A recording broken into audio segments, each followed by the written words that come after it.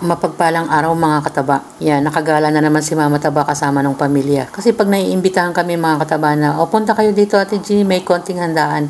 Pumupunta naman kami kahit papano. Kasi parang pinaka-banding na yan ng pamilya. At pag nakita mo naman yung kaibigan mo na may mga naitayo ng business, tulad yan mga kataba. Sa anak niya yan eh. Kumbaga sinusuportahan lang ng magulang. Parang 2-in-1 na. Meron din kasi silang mga tindang bike. Kaya nga yung design ng milk tea nila may kahalong bike kasi nga double purpose na.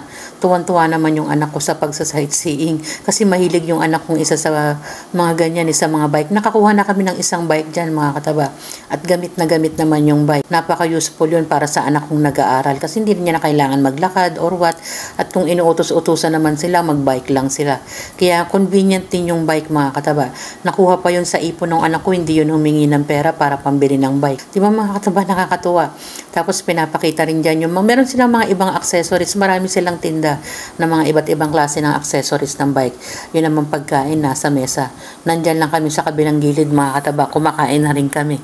Habang nangihinain na kami dyan, sightseeing naman yung anak ko dyan sa pagtingin-tingin sa gamit sa bike. Kasi nagbabalak na naman siya na bumili ng marami kasi siyang gusto mga kataba pagdating sa bike. Yung mga bata naman kasi alam nyo naman. O yan, pinapakita rin namin dyan yung mga nabili na mga gamit. Kompleto na kasi mga kataba. Yung coffee machine, maraming mga kailangan eh. Hindi naman basta na i-set up yung business lang na hindi inaaral. Kailangan din aralin. Lalo na graduate ng marketing yung bata. Alam, medyo nag-aano na rin sila mga kataba.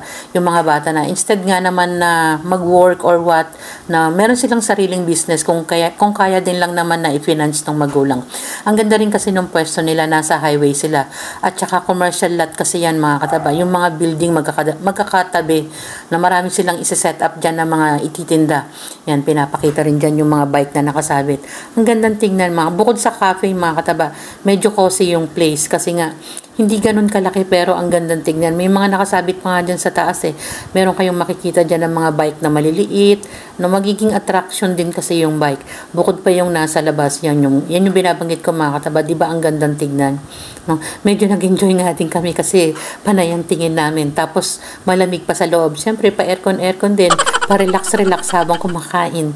Kaya nga sabi ko na mga bagay tayo na paminsan-minsan tingnan din natin. Puntahan din natin kung naimbitahan din naman tayo sa mga simpleng okasyon. Kaya nga thankful kami sa mga kaibigan eh.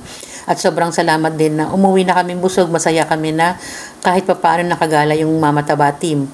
No, maraming salamat kay Lucille at more years.